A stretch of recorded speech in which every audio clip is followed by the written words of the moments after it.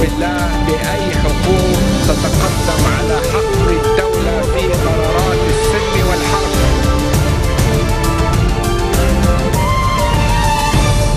Good afternoon on this Saturday, February 28th. I'm Yumna Naufad. You're watching the Future News English News.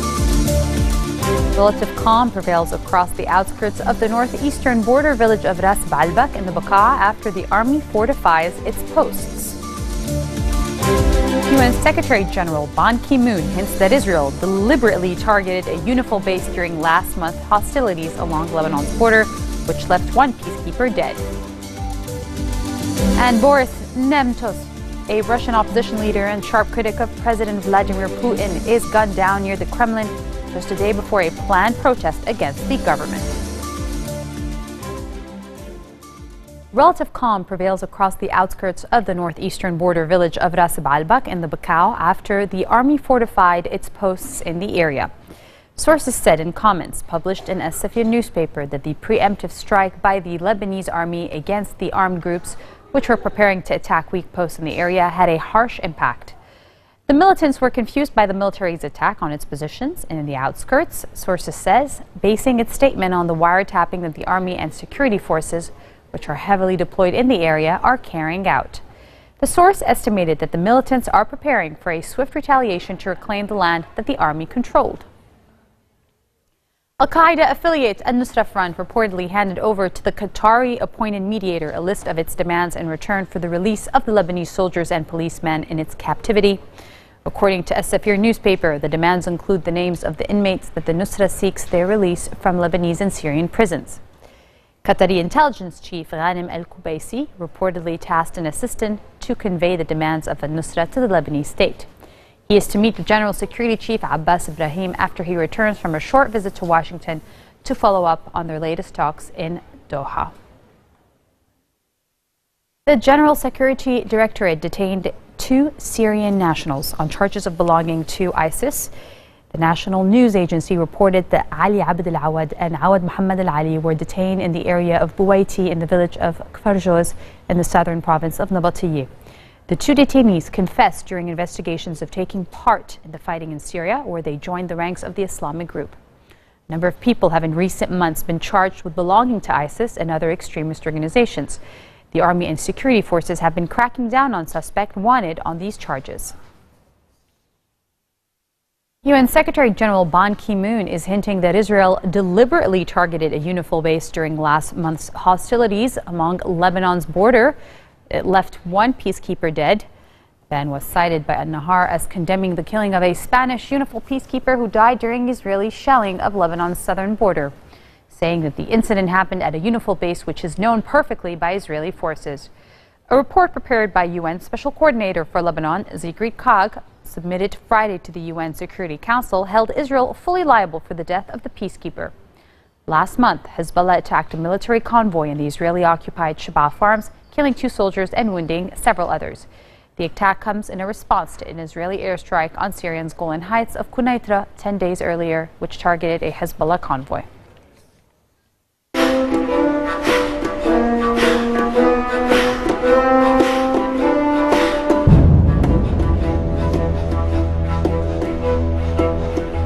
The U.S. military said the training of moderate Syrian rebels is likely to begin within 4 to 6 weeks in Turkey after the 2 NATO allies clinched an agreement last week. Potential recruits still needed to be vetted for the training sessions, which will take place in Saudi Arabia and Qatar, as well as Turkey. Pentagon spokesman Rear Admiral John Kirby told a news conference. About 1,500 Syrian rebels had been identified to take part, and of those, 100 had been screened and approved. There will be roughly 200-300 people in each course as part of a plan to train over 5,000 a year. About 1,000 U.S. troops will be heading to the region to oversee the training and to provide logistical support, and an advanced team of 100 is already on the ground making final preparations. Syria has decided to expel 3 UN aid workers in a new setback for international agencies struggling to bring desperately needed relief to civilians in the war-torn country. 2 of the workers are from the Office for Coordination of Humanitarian and Affairs, known as OCHA. The third is an employee of the UN's children's agency, UNICEF. The decision comes as UN envoy Staffan de Mistura is due in Damascus for talks with senior Syrian officials on his plan to freeze fighting in Aleppo. A total of 12.2 million of Syrians are in need of aid, according to the UN. About 40% of these, around 4.8, are difficult to reach. OCHA spokeswoman Amanda Pitt earlier said the UN agency is seeking information from the Syrian government on the fate of their staff. Coming up next, the White House says the U.S. is hopeful that it can hold together a coalition of countries working toward an agreement with Iran. Stay with us.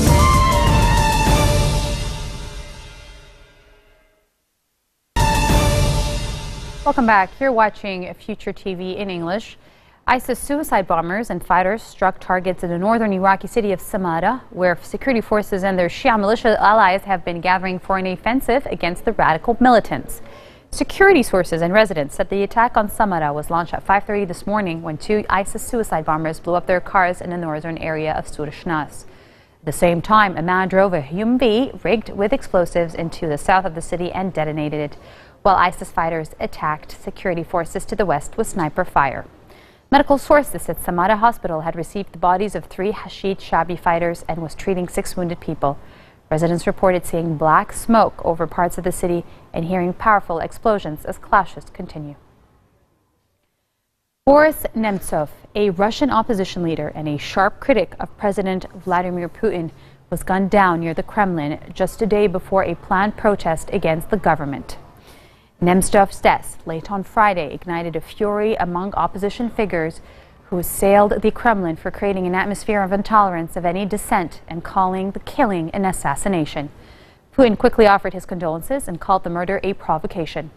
Nemtsov, a 55-year-old former deputy prime minister, was working on a report presenting evidence that he believed proved Russia's direct involvement in the separatist rebellion that has raged in eastern Ukraine since last April. Ukraine and the West accuse Russia of backing the rebels with troops and sophisticated weapons. Moscow denies the accusations. Hundreds of mourners gathered at the makeshift memorial at the site of the killing in tribute to the slain politician. The White House says the United States is hopeful that it can hold together the coalition of countries working toward an agreement with Iran on its nuclear capabilities. White House spokesman Josh Earnest said the administration does not see Israeli Prime Minister Benjamin Netanyahu's upcoming visit to Washington as bad for the negotiations. I think the short answer to that is I don't think so. And the reason is simply that there is a real opportunity for us here. And the President is hopeful that we are going to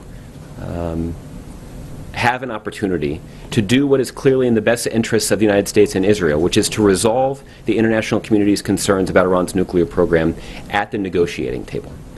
That is something that is easy to demonstrate, whether you evaluate.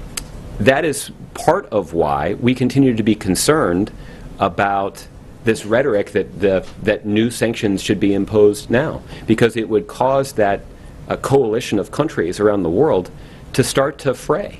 And the truth is that has been critical to our success so far. So we're hopeful that that we're going to continue to hold this coalition together.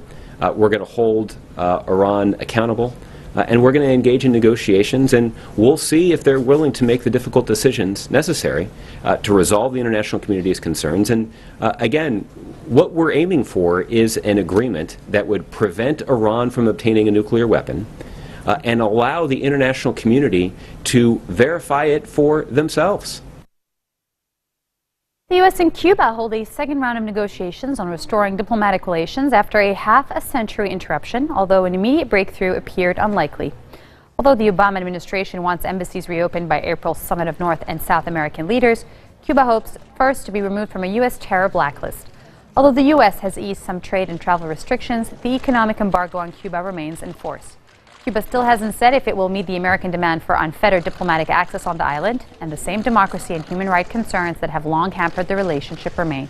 As with the first round, Assistant U.S. Secretary of State for Western Hemisphere Affairs Roberta Johnson is leading the U.S. delegation, and Josefina Vidal is leading the Cuban delegation. Some fun to end our newscast today from our favorite daytime show host, Ellen DeGeneres, who made a clip of renowned journalist Matt Lauer in a revealing outfit interviewing the cast of the salacious film 50 Shades of Grey. And he was here to talk about the results in person. I have not yet decided if we are on speaking terms. Yes, we are. Listen, hey, wasn't it fun and funny? Okay, so Thank you for helping me make so many new friends, Ellen. Oh, boy, I bet. Yeah. This is what we showed a little clip of Matt doing an interview for 50 Shades of Grey. We doctored it just a tiny bit. Just a little bit. I have never been so popular with certain fringe groups in our society. Really? No, I've made a lot of new friends. Thank you very much. So to the people like @Rough and Ready and @I've been a very bad girl, I just want to say thank you very much for your kind tweets. You're welcome. Yeah. You're welcome for bringing those on to your Twitter followers. Now, I understand, because I watched you talk about it on the show, there were people that actually believed that that was what you wore. I landed at LAX a couple of days ago, and my driver got in the car with me, and he said, I just have to know, was it Ellen's idea or your idea? And I said, oh, you mean the 50 Shades thing? And he said, yeah. I said, it was pure Ellen's idea. And he said, how did she convince you to dress like that? I said, no. I think the problem is, and we've talked about this on the show in the past, I've done some stupid things on Halloween, so I think people think I probably would dress like that. Yeah. But you can't believe how many people tweeted me and said, you're supposed to be a journalist. How can you dress in leather, especially S&M? So thank you. I'm here really to thank you. Well, you're welcome. First of all, I think, we have a great department here who put that together, and that's why it looked so real. And so that's why, number one, you do dress like that at Halloween. And you wear so many weird outfits. No, and then the one you did with Al? Yes. That was very fun. Al Roker. Did he gain Twitter followers also? I think he probably did, although Al kind of had those followers anyway. I did not know that. Went with the territory. Yeah. You see, if you laugh, you encourage her. Yeah. All right, you encourage her. We've already decided that. Yeah, that's my favorite part, where he picks his shorts. Yeah. Revenge is a dish best served cold, we've decided. Yeah. Listen, you can't get me back. You How can't. come? No, because you can't. It's Why? impossible. You can try. We will. We will. The wheels are turning. I'm sure. Yeah, I don't want to rush it, though. I didn't want to do something half-baked. Yeah. So I'm waiting for something. I'm waiting for you to do an interview like that. And then we're going to send our guys to town on it. All right. I can't wait Yeah. to see it. Thanks for being here. I have a gift for you. Thanks for... Thank you very much. Thank you so much. Thank you. I will hang it on my favorite wall. Your favorite wall. There you are. Nice legs. We put you in a good box. This marks the end of our bulletin for today. Now for a reminder of our top stories. Relative calm prevails across the outskirts of the northeastern border village of Ras Baalbek in the Bekaa after the army fortifies its posts. UN Secretary General Ban Ki-moon hints that Israel deliberately targeted a UNIFIL base during last month's hostilities along Lebanon's border, killing one peacekeeper. And Boris Nemtsov, a Russian opposition leader and sharp critic of President Vladimir Putin, is gunned down near the Kremlin a day before a planned protest against the government. This wraps up your February headlines here live on Future Television. Catch us again tomorrow for the best. Bye.